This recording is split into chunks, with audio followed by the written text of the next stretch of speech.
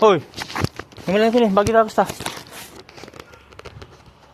Look, could be a new mailman that been delivering the for these two clowns right here. The two gangsters.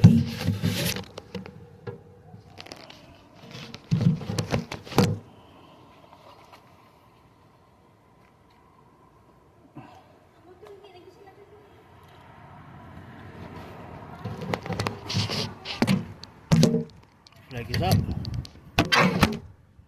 4157.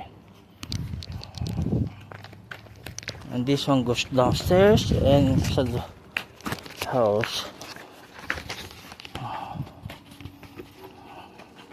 Madaming ka pa ba? There's Michelle here.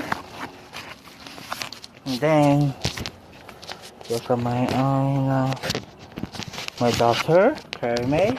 Let's see. Yeah. Recording myself walking at home on 4157 Kiyaka Drive. Nang 6818 Honolulu. Recording myself.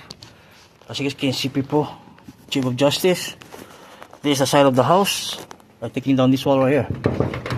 I went planted this dragon fruit back in 2020, I think 2019 I planted this, or 2020. Anyways, yes, I put this was 2008.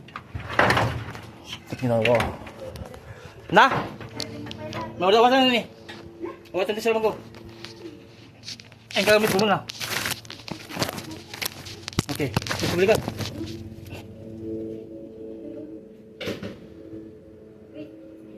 No, Chief of Justice, as you can see, like I said, it's my house. So you guys told me 3 times false TRO. Because my house has been robbed from the past. That's why. And one CPS false case with DOE, there's something.